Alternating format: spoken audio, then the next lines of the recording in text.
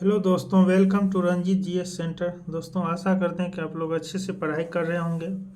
तो दोस्तों, आज इस वीडियो में जो है क्षेत्रीय राज्य जो है पंजाब और मैसूर के बारे में अध्ययन करेंगे। और इसमें दोस्तों विशेष रूप से अध्ययन करेंगे आंग्ल मैसूर युद्ध और आंग्ल सिख युद्ध। यानी पंजाब में दोस्तों सिख के साथ युद्ध हुआ था अंग्रेज़ों का, और मैसूर में दोस्तों अंग्रेज़ का जो युद्ध हुआ था।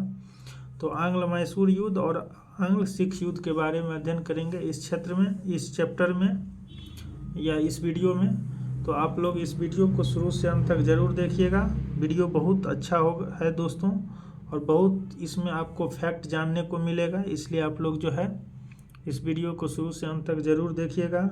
और दोस्तों, एक आवश्यक सूचना, इस चैनल पर जो है मॉडर्न हिस्ट्री घटना चक्र का बहुत सारे वीडियो अपलोड किया जा चुका है। तो आप लोग जाके उसको प्लेलिस्ट में जाके मॉडर्न हिस्ट्री घटना चक्र डालिएगा तो आपको आ जाएगा।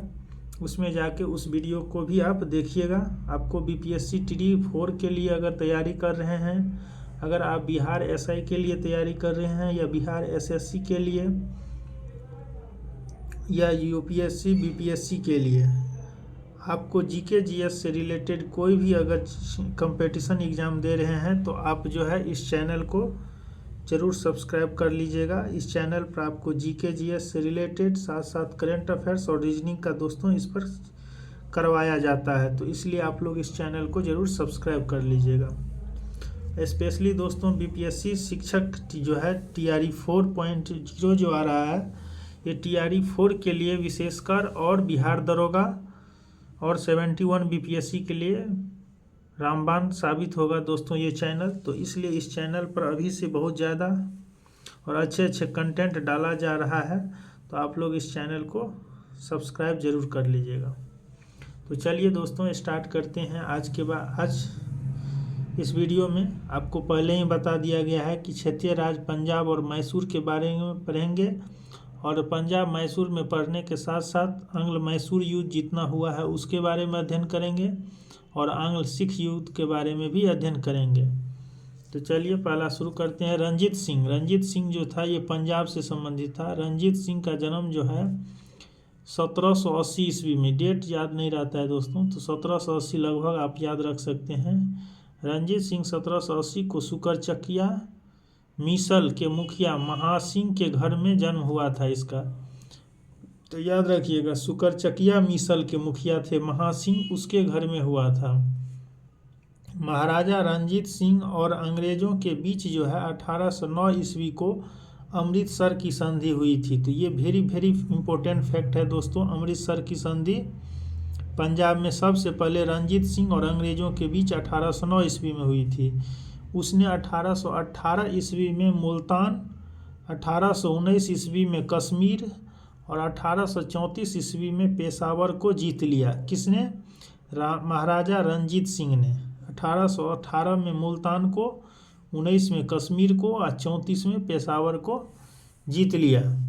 उसके बाद है दोस्तों 1798 में अफ़गानिस्तान के शासक थे जमान शाह। इन्होंने पंजाब पर आक्रमण किया। वापस जाते समय उसकी तोपें जो है, जमान शाह की तोपें, वो चिनाब नदी में गिर गई। रंजीत सिंह ने उन्हें निकलवा कर वापस भिजवा दिया। उस सेवा के बदले जमान सिंह ने उसे लाहौर पर अधिकार करने की अनुमति दी। किसे? रंजीत सिंह को। और 1799 ईस्वी में रंजीत सिंह ने तत्काल लाहौर पर अधिकार कर लिया, 1799 ईस्वी में, और उसे अपनी राजधानी बनाया। किसको? लाहौर को। जमान सिंह ने उन्हें राजा की उपाधि दी और लाहौर का अपना सूबेदार मान लिया। उसने 1805 ईस्वी में अमृतसर को भी भंगी मिसल से छीन लिया। किसने दोस्तों? राजा रंजीत सिंह ने भंगी मिसल से जो है अमृतसर को भी छीन लिया। तत्पश्चात क्या हो गया? तत्पश्चात पंजाब की राजनैतिक राजधानी जो है वो लाहौर बन गया, और धार्मिक राजधानी अमृतसर बन गया। दोनों ही रंजीत सिंह के अधीन आ गया। तो याद रखिएगा, अमृतसर जो है ये भंगी मिसल से छीना गया था 1805 ईस्वी में रंजीत सिंह के द्वारा। उसके बाद पंजाब की राजनैतिक राजधानी को लाहौर बना दिया गया और धार्मिक राजधानी अमृतसर को बनाया गया। रंजीत सिंह एक योग्य शासक था।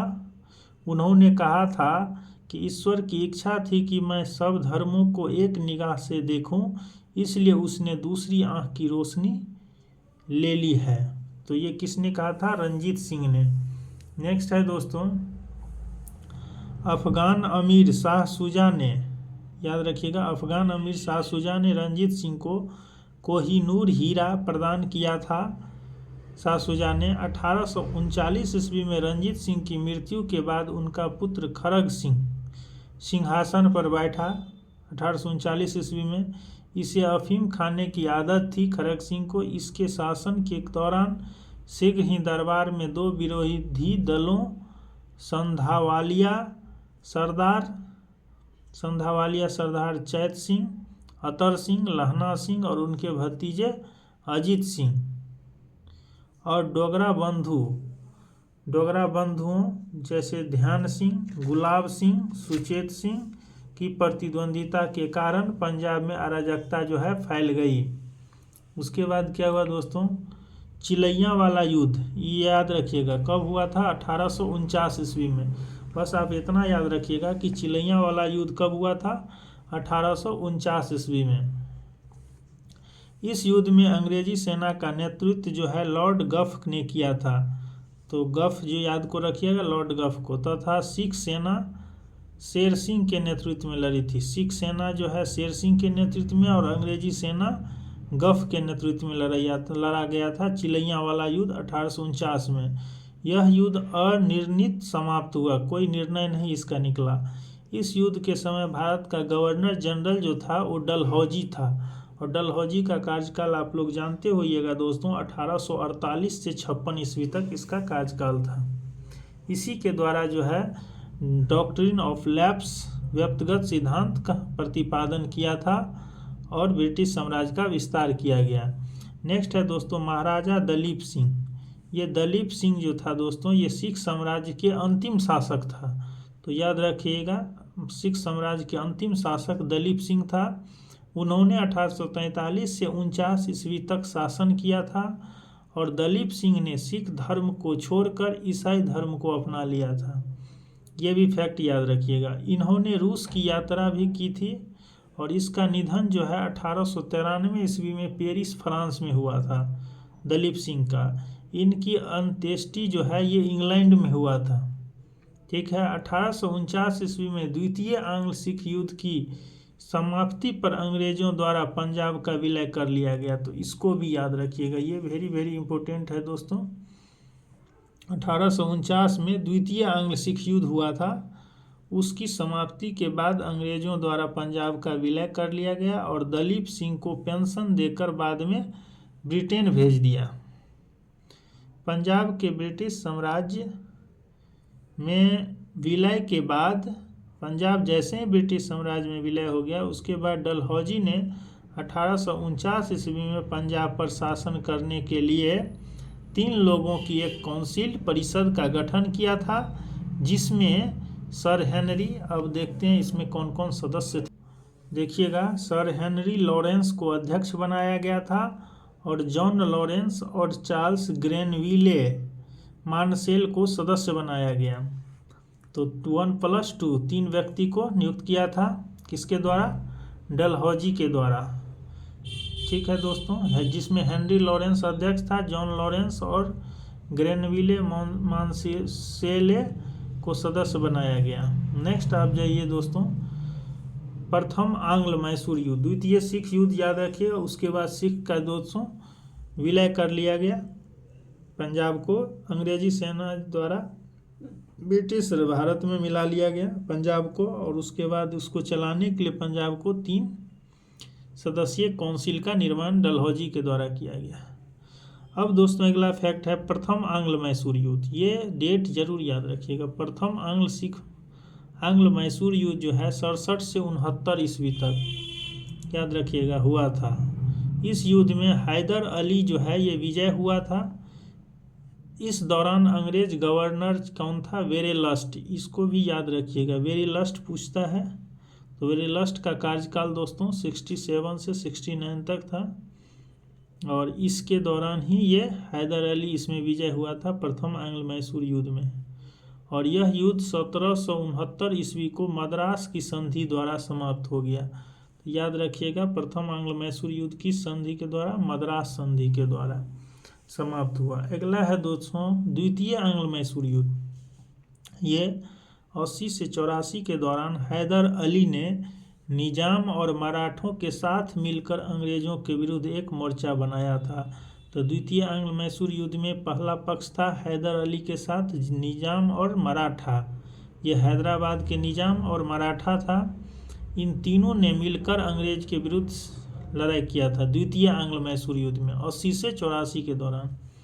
जुलाई 1780 में हैदर अली ने कर्नाटक पर आक्रमण कर दिया तथा कर्नल बेली के अधीन अंग्रेजी सेना को हराकर अरकाट पर भी अधिकार कर लिया। ठीक है दोस्तों, इसी दौरान जो है टीपू ने हेक्टर मुनरो की सेना को पोलीलूर नामक स्थान पर हरा दिया। 1781 ईस्वी में हैदर अली का सामना अंग्रेज जनरल आयरकुट से हुआ। 1781 में आयरकुट से हुआ था, अंग्रेज जनरल था आयरकुट से हुआ, जिसने पोर्टो नोवा, पोलीलूर और सोलिंगूर में हैदर अली को परास्त कर दिया। पोर्टो नोवा के युद्ध में हैदर अली को क्या किया? परास्त कर दिया। तो याद रखिएगा, पोर्टो नोवा का युद्ध कब हुआ था? 1781 ईस्वी में, द्वितीय आंग्ल मैसूर युद्ध के समय। इसमें हैदर अली परास्त हुआ और 1782 ईस्वी में हैदर अली की मृत्यु के बाद मृत्यु हो गई, यानी द्वितीय आंग्ल मैसूर युद्ध में। इसके बाद टीपू सुल्तान ने अंग्रेज के विरुद्ध संघर्ष जारी रखा। उसके बाद हुआ दोस्तों क्या? तथा जो है अंततः मंगलोर की संधि 1784 ईस्वी से द्वितीय आंग्ल मैसूर युद्ध का समापन हुआ। तो पहला दोस्तों आंग्ल मराठा युद्ध मद्रास की संधि से समाप्त हुआ 1769 में, और दूसरा जो है मंगलोर की संधि 1784 के तहत द्वितीय आंग्ल मैसूर युद्ध समाप्त हुआ। टीपू सुल्तान ने श्रीरंगपट्टनम को अपनी राजधानी बनाया एवं यहाँ जैकोबिन क्लब की स्थापना की और उसका सदस्य बना। साथ ही उसने अपनी राजधानी में फ्रांस और मैसूर का मैत्री का प्रतीक स्वतंत्रता का वृक्ष भी रोपा। टीपू सुल्तान ने अपने समकालीन विदेशी राज्यों से मैत्री संबंध बनाने तथा अंग्रेजों के विरुद्ध उनकी सहायता प्राप्त करने के लिए ईरान, कुस्तुनतुनिया, आधुनिक में दोस्तों इस्तांबुल कहते हैं, वहाँ, उसके बाद अफगानिस्तान और फ्रांस आदि को दूतमंडल भेजे और आधुनिक रीति पर दूतावासों की स्थापना भी की जाके वहाँ। नेक्स्ट हुआ तीसरी आंग्ल मैसूर युद्ध। तृतीय आंग्ल मैसूर युद्ध दोस्तों 90 से 92 टोटल 4 आंग्ल मैसूर युद्ध लड़ा गया था। सिख के साथ दोस्तों 2 लड़ा गया था। तो तृतीय आंग्ल मैसूर युद्ध 1790 से 92 का अवसान श्रीरंगपट्टनम की संधि द्वारा समाप्त हुआ 1792 ईस्वी में, यानी प्रथम मद्रास की संधि, दूसरा मंगलोर की संधि और तीसरा श्रीरंगपट्टनम की संधि के द्वारा। इस संधि में अंग्रेजों की ओर से कॉर्नवालिस, क्योंकि इस समय कॉर्नवालिस दोस्तों भारत का गवर्नर जनरल था, बंगाल का गवर्नर जनरल था कॉर्नवालिस, और मैसूर से टीपू सुल्तान शामिल हुआ था इस संधि में। तो कॉर्नवालिस को याद रखिएगा और टीपू सुल्तान जो तृतीय आंग्ल मैसूर युद्ध में दोनों शामिल हुआ था। टीपू सुल्तान चतुर्थ आंग्ल मैसूर युद्ध जो है दोस्तों याद रखिएगा, टीपू सुल्तान जो है ये चतुर्थ आंग्ल मैसूर युद्ध 1799 के दौरान अंग्रेजों से लड़ते हुए मारा गया। कब? 1799 ईस्वी में चतुर्थ आंग्ल मैसूर युद्ध में। इसके कुल के सदस्यों को वेल्लोर में कैद कर दिया गया जैसे ही मारा गया। तो इस युद्ध के समय अंग्रेजी सेना को वेलेजली और स्टुअर्ट ने अपना नेतृत्व प्रदान किया था, क्योंकि वेलेजली उस समय दोस्तों बंगाल का गवर्नर जनरल था। मैसूर को जीतने की खुशी में आयरलैंड के लॉर्ड समाज ने वेलेजली को मार्क्विस की उपाधि प्रदान की। तो मार्क्विस की उपाधि किस लिए प्रदान किया गया था? मैसूर को जीतने के खुशी में आयरलैंड के लॉर्ड समाज ने वेलेजली को मार्क्विस की उपाधि प्रदान की। युद्ध के बाद अंग्रेजों ने मैसूर की गद्दी पर पुनः अडियार वंश के एक बालक था कृष्णराज, उसको बिठा दिया। तो इसको देखिएगा दोस्तों, युद्ध के बाद अंग्रेजों ने मैसूर की गद्दी पर पुनः अडियार वंश, चूंकि अडियार वंश का शासक था मैसूर में, अडियार वंश के एक बालक कृष्णराज को बिठा दिया तथा कनारा, कोयम्बटूर और श्रीरंगपट्टनम को अपने राज्य में मिला लिया। नेक्स्ट है दोस्तों बेगम समरू। ये बेगम समरू ने एक अति प्रसिद्ध चर्च का निर्माण किया था। कहाँ पर? मेरठ के निकट जो है ये सरधना में। तो ये इम्पोर्टेंट याद रखिएगा, सरधना में चर्च का निर्माण किसने किया था? बेगम समरू ने। बेगम समरू के पति एक यूरोपीय वाल्टर रेनहार्ट सांब्रे थे, जिन्होंने कई रियासतों को सैन्य सेवाएं प्रदान की थी। बेगम समरू के पति सांब्रे को, इसके पति का पूरा नाम है सांब्रे को बंगाल के नवाब नजब खान ने सहारनपुर के रुहेला सरदार जाप्ता खां को हराने में प्रमुख भूमिका के कारण सरधना की जागीर प्रदान की थी और अपने पति की मृत्यु के बाद बेगम समरू सरधना की शासिका बनी थी। तो दोस्तों इतना जो है ये पंजाब और मैसूर के बारे में इम्पोर्टेंट सब्जेक्टिव थ्योरी था। इसके बाद दोस्तों आइए एमसीक्यू जो है, इससे रिलेटेड जितने भी एमसीक्यू है इसी वीडियो में भी इस एमसीक्यू को भी कवर कर लेंगे, ताकि कम समय में दोस्तों ये वीडियो कंप्लीट हो जाए। तो चलिए स्टार्ट करते हैं। पहला क्वेश्चन है, रंजीत सिंह के राज्य में सम्मिलित था। तो इसके राज्य में दोस्तों श्रीनगर यानी जम्मू कश्मीर जो है ये रंजीत सिंह के राज्य में सम्मिलित था। उसके बाद जो है दोस्तों नेक्स्ट देखिए, दूसरा नंबर, रंजीत सिंह किस मिसल से संबंधित था? तो ये सुकरचकिया मिसल से संबंधित था रंजीत सिंह, इसको याद रखिएगा, सुकरचकिया मिसल। नेक्स्ट है तीसरा नंबर दोस्तों, महाराजा रंजीत सिंह के राज्य की राजधानी थी। तो महाराजा रंजीत सिंह के राजनीतिक राजधानी लाहौर को बनाया गया था और धार्मिक राजधानी अमृतसर को बनाया गया था। उसके बाद दोस्तों next 4 number question, Ranjit Singh ने सुप्रसिद्ध कोहिनूर हीरा प्राप्त किया था किससे? तो अफगानिस्तान के शाह शुजा से। इसका करेक्ट ऑप्शन ए हो जाएगा। 5 नंबर क्वेश्चन देखिएगा दोस्तों, निम्नलिखित में से किसने कहा था ईश्वर की इच्छा थी कि मैं सब धर्मों को एक निगाह से देखूं, इसलिए उसने दूसरी आंख की रोशनी ले ली? ये दोस्तों महाराजा रंजीत सिंह ने कहा था। इसका करेक्ट ऑप्शन ए हो जाएगा। नेक्स्ट 6 नंबर क्वेश्चन पे आइएगा कि महाराजा रंजीत सिंह के उत्तराधिकारी थे। तो इसके उत्तराधिकारी थे खड़ग सिंह, इसको याद रखिएगा। और ये 1839 ईस्वी में रंजीत सिंह की मृत्यु के बाद खड़ग सिंह दोस्तों सिंहासन पर बैठा था, लेकिन बाद में विद्रोह हो गया इसके गुट में। नेक्स्ट है, सिख राज्य का अंतिम राजा कौन था? तो ये दलीप सिंह जो था दोस्तों, ये अंतिम राजा था सिख राज्य का।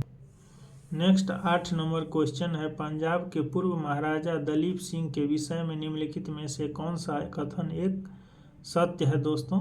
तो ये 23 अक्टूबर 1893 को उसका निधन पेरिस फ्रांस में हुआ था, ये करेक्ट ऑप्शन है। नासिक में उनकी अंत्येष्टि हुई नहीं दोस्तों, इंग्लैंड में हुई थी। उन्होंने कभी भी सिख धर्म नहीं छोड़ा था दोस्तों, ये सिख धर्म छोड़कर ईसाई धर्म को अपना लिया था। वह कभी भी रूस नहीं गए, वो रूस गए थे दोस्तों। इसकी जो है रूस की यात्रा भी ये इन्होंने की थी।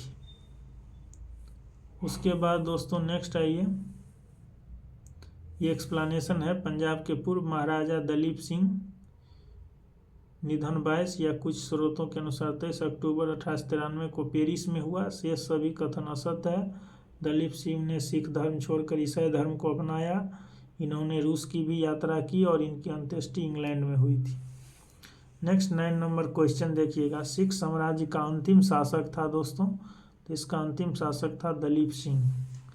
10 नंबर क्वेश्चन देखिएगा, पंजाब के विलय के पश्चात पंजाब पर शासन करने के लिए निम्नलिखित में से कौन 3 सदस्य या 3 की परिषद का सदस्य नहीं था।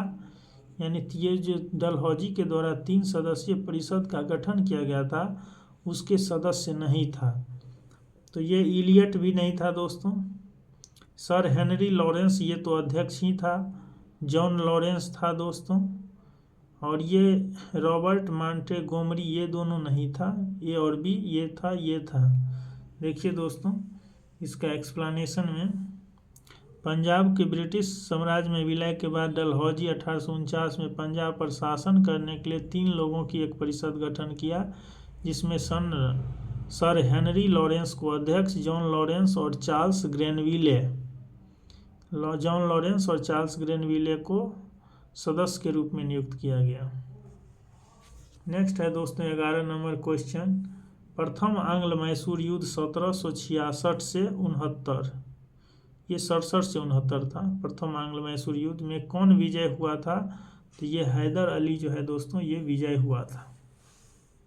नेक्स्ट दोस्तों 12 नंबर क्वेश्चन देखिएगा, ब्रिटिश जनरल जिसने हैदर अली को पोर्टोनोवा के युद्ध में हराया था दोस्तों, ये सर आयरकूट था, जो अंग्रेजी सेना का नेतृत्व कर रहा था। इन्होंने पोर्टोनोवा युद्ध 1781 ईस्वी में हराया था। तो पोर्टोनोवा का युद्ध याद रखिएगा 1781 ईस्वी में। और ये दोस्तों द्वितीय आंग्ल मैसूर युद्ध में हराया था। उसके बाद नेक्स्ट है दोस्तों 13 नंबर, टीपू सुल्तान ने अपनी राजधानी बनाई थी श्रीरंगपट्टनम में, ये ऑप्शन करेक्ट होगा। 14 नंबर क्वेश्चन देखिएगा, निम्नलिखित भारतीय शासकों में से कौन था जिसने विदेशों में आधुनिक पद्धति से दूतावास स्थापित किए थे दोस्तों, तो ये आधुनिक पद्धति के से विदेशों में दूतावास जो है ये टीपू सुल्तान ने स्थापित किया था। उसके बाद है दोस्तों 15 नंबर क्वेश्चन, टीपू सुल्तान ने ब्रिटिश सेना को 1780 में हराया था। टीपू सुल्तान ने ब्रिटिश सेना को 1780 में हराया था, कहाँ पर, पोलीलूर युद्ध में, याद रखिएगा पोलीलूर में। ये वेरी वेरी इंपॉर्टेंट क्वेश्चन है, 1780 में हराया था टीपू ने। नेक्स्ट 16 नंबर क्वेश्चन, अंग्रेजों में श्रीरंगपट्टनम की संधि किसके साथ की गई थी, तो अंग्रेजों ने श्रीरंगपट्टनम की संधि जो है दोस्तों ये टीपू सुल्तान के साथ की गई थी। आप ये याद रखिएगा, प्रथम आंग्ल मैसूर युद्ध में मद्रास की संधि के द्वारा समाप्त हुआ था। द्वितीय आंग्ल मैसूर युद्ध जो है दोस्तों मंगलोर की संधि के द्वारा समाप्त हुआ था। और तृतीय आंग्ल मैसूर युद्ध दोस्तों श्रीरंगपट्टनम की संधि के द्वारा शुरू हुआ था। और चतुर्थ आंग्ल मैसूर युद्ध 1799 में दोस्तों टीपू सुल्तान को आत्मसमर्पण करना पड़ा और उस पर वेलेजली द्वारा सहायक संधि अध्यारोपित किया गया, इसको याद रखिएगा।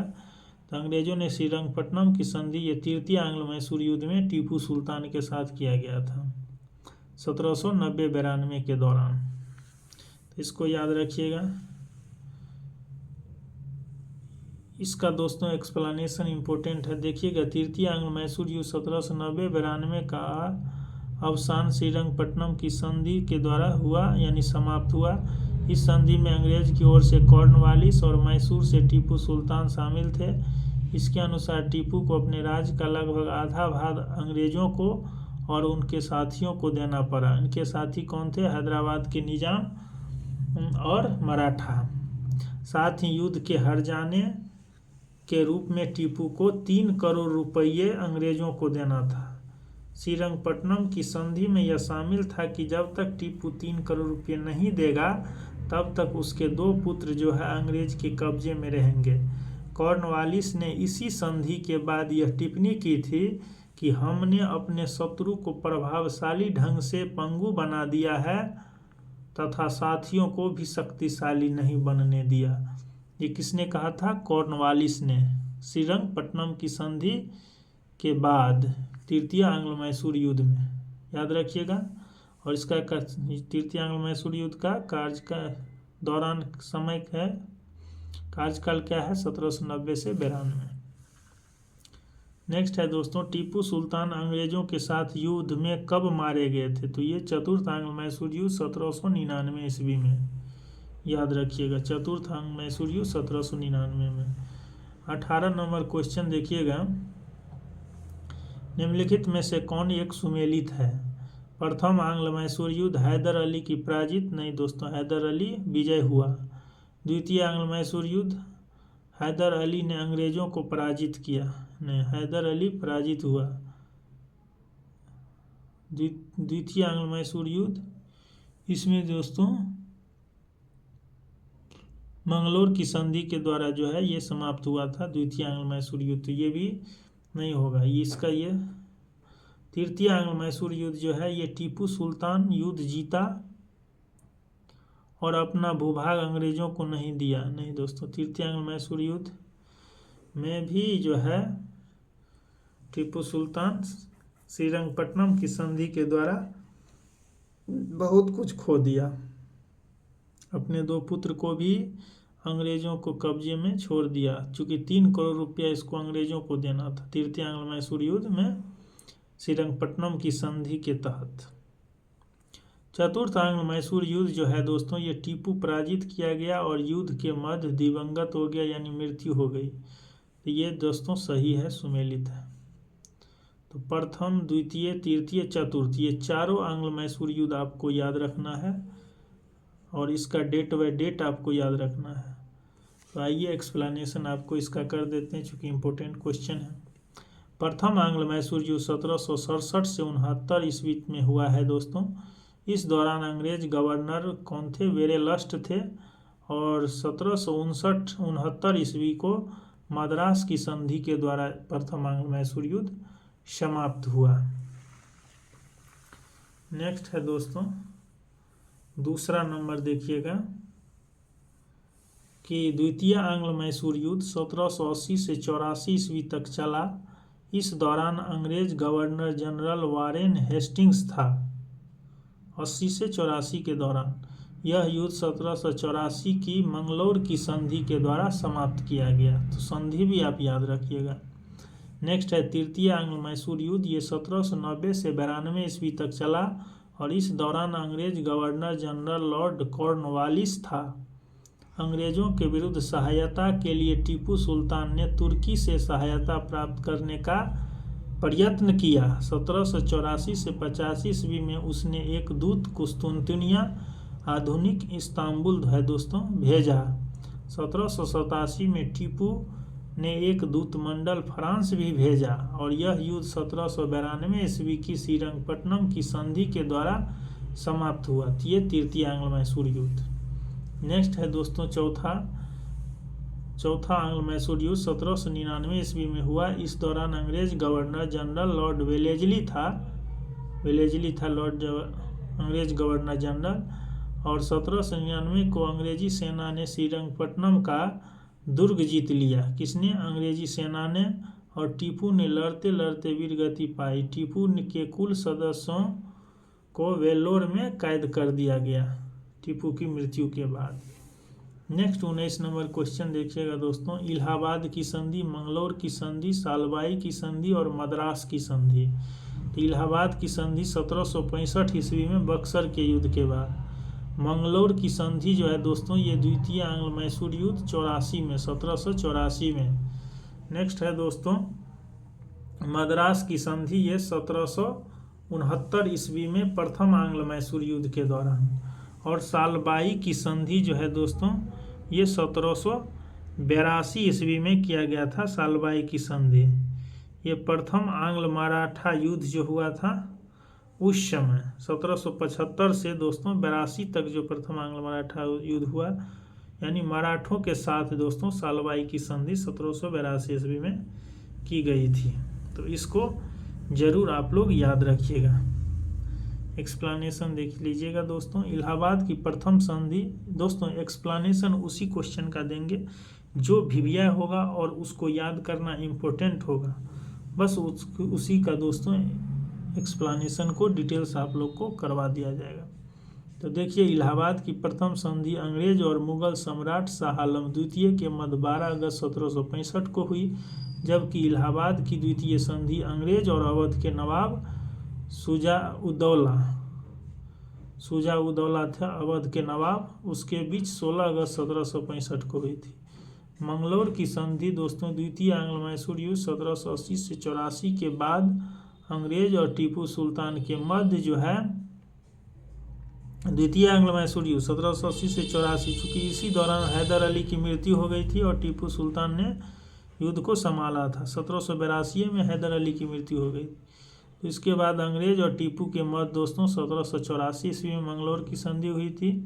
सालबाई की संधि जो है ये प्रथम आंग्ल मराठा युद्ध में हुआ था और आंग्ल मराठा युद्ध 1785 से 82 ईस्वी के दौरान चला था। इसके बाद महादजी सिंधिया की मध्यस्थता में अंग्रेज और मराठों के मध्य जो है 1782 ईस्वी में ये सालबाई की संधि हुई थी।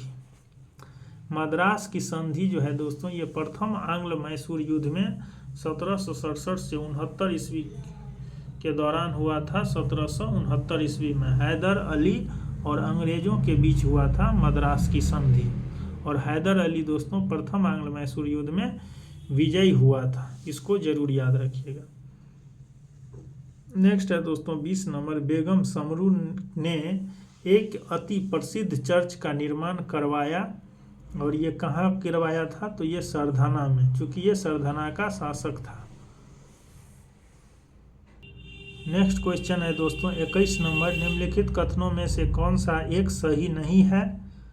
तो इसका दोस्तों अली मर्दान खान ने बंगाल में राजस्व कृषि पद्धति शुरू किया था, ये गलत है। अली मर्दान खान ने बंगाल में राजस्व कृषि पद्धति शुरू किया था, ये सही नहीं है। महाराजा रणजीत सिंह ने लाहौर में तोपों के निर्माण के लिए आधुनिक ढलाई खाने स्थापित किए थे, तो ये सही है। तीसरा है दोस्तों आमेर में सवाई राजा जय सिंह ने यूक्लिड के रेखागणित के तत्वों का संस्कृत में अनुवाद कराया था, तो ये भी सही है।